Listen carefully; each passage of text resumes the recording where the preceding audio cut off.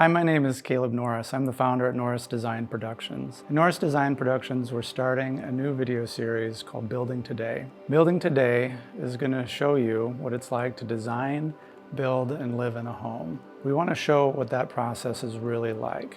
We want to show that there's frustration and challenges along the way, but there's also great joy and great satisfaction in having a home to call your own. Why don't you join me?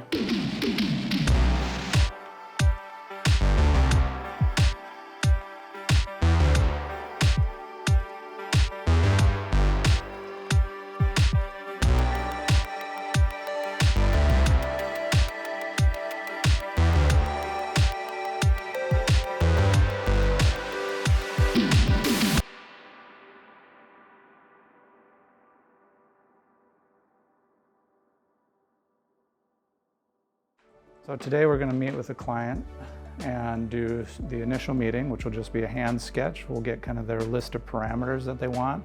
We'll get to know them as people so that we know kind of what the expectations are for what their lifestyle might be like, how they live with their family, or if they don't have family. All of that kind of plays a role. So we're going to get to know the client, we're going to get to know their wish list, get to know their site, their budget, their architectural tastes, and today, hopefully at the end of the meeting, we'll have a hand sketch, at least a floor plan sketch, of what the client wants for their project.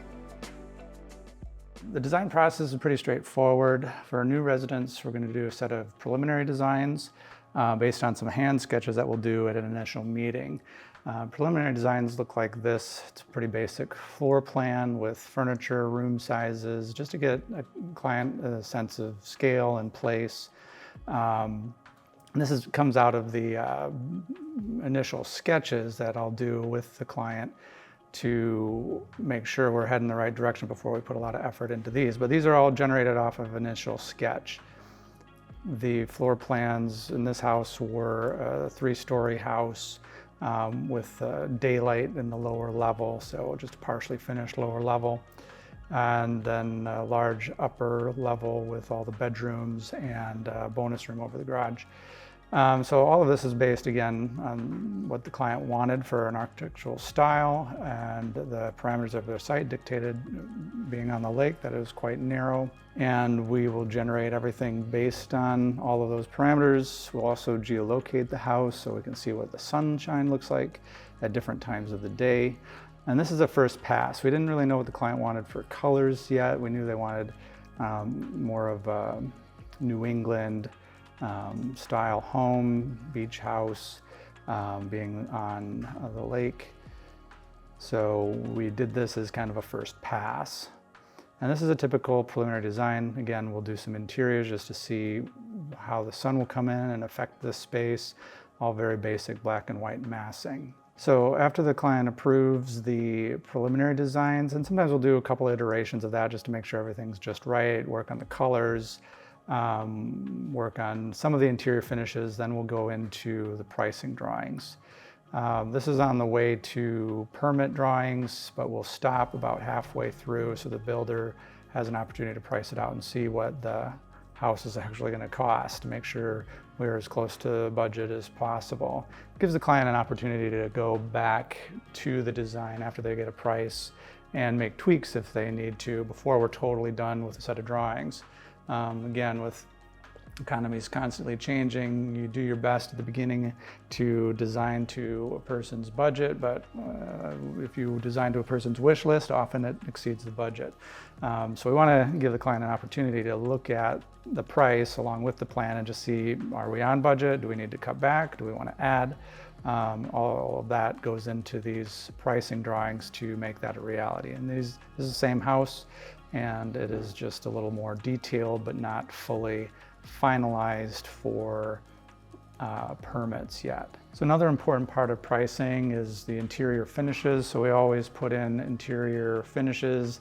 They're usually pretty generic, wood floor here, but not necessarily, color or a specific species of wood floor picked out. Same goes for the countertops, whether it's granite or quartz or marble or whatever the case may be. We won't pick the exact color, but we'll specify a type. So that, again, helps the builder just kind of fine-tune that pricing. Once the pricing is done, the builder is selected, everything is then adjusted for the final permit drawings according to that price. And a lot of the selections have now been fine-tuned and actually picked out as far as appliances and countertops and floors, so we can plug all of that into these final drawings that, again, are very similar to the pricing drawings, but just a little bit more detailed.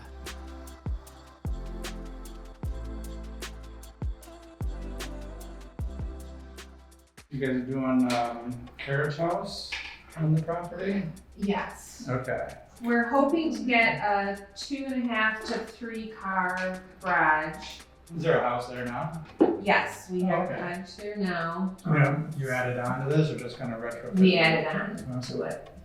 This driveway comes up and then that garage will come out. So the question becomes, and it's obviously heavily wooded. Do you want to maintain the current driveway path through this? Not necessarily. Okay. We're open-minded.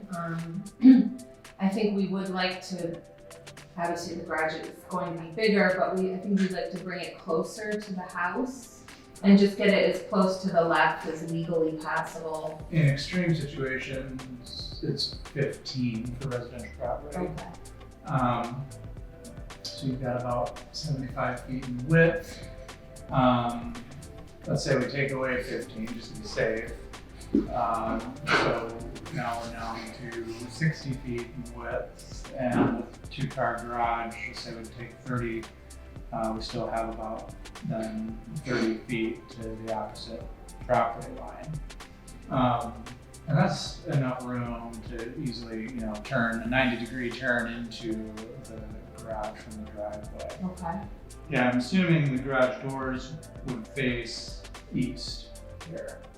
So as the driveway kind of hooks around on the east side, if we, maintaining the current driveway, all the doors would face east. So from the house, you wouldn't see the garage doors, nor from coming up the driveway, you wouldn't see the garage doors. You'd just see it nice. Yeah. So we're gonna have the stairs here. I'm gonna go up this way, which goes into a bonus room. So this stall and this living space is gonna have a really short ceiling. Okay. And the same shaped roof as the house. So I'm looking at this thinking that's about 24 to maybe 28 feet wide on the house. And if we can mimic the same pitch, it's coming up the drive, it's not gonna be tall, it's gonna be the same size. Okay. Bedrooms are gonna be above this space in the bathroom, so this needs a steeper pitch. Yep. But because it's pitched this way, when you're coming down the driveway, it's sloping away from you, it will feel smaller. Now, will you put windows there on either end? Yes. Yeah, Gotcha. yeah, so that's a gable end there, and a gable end there, and that's where the stairs have to go in the middle. Okay. We get up to a landing, and we'll have bedroom, and then a bathroom. Okay. So yeah, there'll be a gable here with a window, gable here with a window. So that kind of leaves this space here. I know that'll work just fine. This space now is 12 by 16, and to do a couch in this space, do maybe a 3-foot door.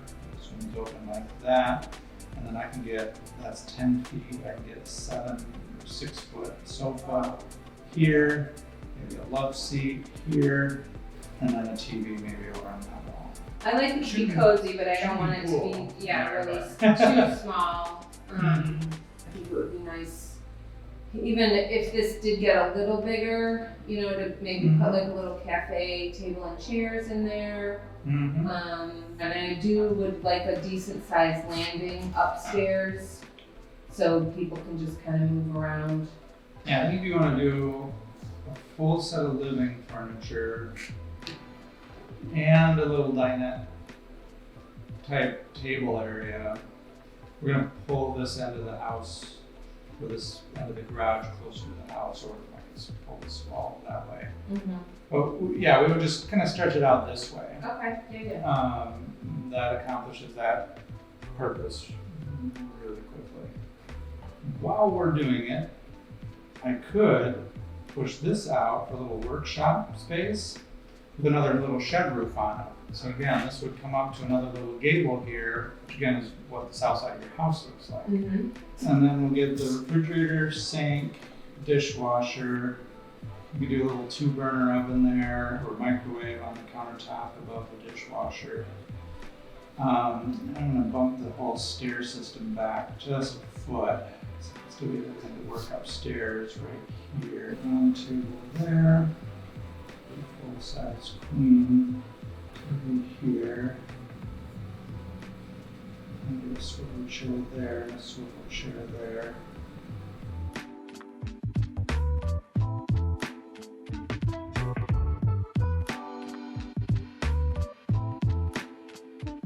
So like I said, bedroom. The stairs here, then I'm gonna have a closet here for a stackable washer dryer right at the top of the stairs. And then right across from the stairs, I'll have a door here into a bathroom. Sink, single toilet, and then a shower and tub shower unit. And then some windows facing out east and west. Because the roof is kind of pitching down. Mm-hmm. These are low spaces, so you can't really use these spaces. I mean, other than for like attic storage. And then what size are these bedrooms approximately? They are exactly 14 feet by 11. I think I would like to make them a little bigger Mm-hmm.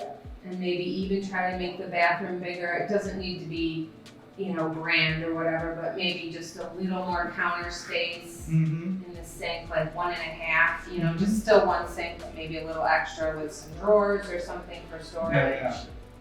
Yeah, that's no problem.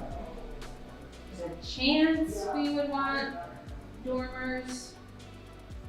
I just love the way that looks, but I understand what you're saying about making it appear larger. Oh yeah, no, that works really well. Wouldn't have to make this any bigger. Yeah, it's just another way of making the space bigger to add dormers to it. It allows me to do a few things. So if that's important, and it won't add too much the exterior of this. The shower's going here now. Okay. And then I'm gonna have 2 sinks in this space, here and here. A little bit of a divide between them, a door, and something like that. Washing machine will be over here now. Mm-hmm. And then this whole wall will be a dormer that's a shed that kind of kicks out a little wider. So we've got a 5-foot wide kind of landing. I can still do a door here, closet over here, a little closet over here. Of course, the stairwell is going down in the dormer space, but I could also get a tiny little window above that stairwell to let light into the landing. Standing in this landing, looking out, you can see the lake. And these will just be little kick-out sheds. Mm-hmm. You can put a metal roof on them, have them that, and look at that. Reality is, with the peak coming up here, Mm-hmm. this peak will be pretty close to this shed. I see. So you won't really see both sides of this shed at the same time standing on the ground. That's why it's going to look real small. So again, I didn't widen it out, it's still 30 feet, but because I pushed dormers out and I could pull the bathroom into the dormer, that allowed me to widen out these bedrooms in a nice way. Very nice, yeah. So I made the space bigger without me putting it bigger. Yeah. I like where it's heading very much.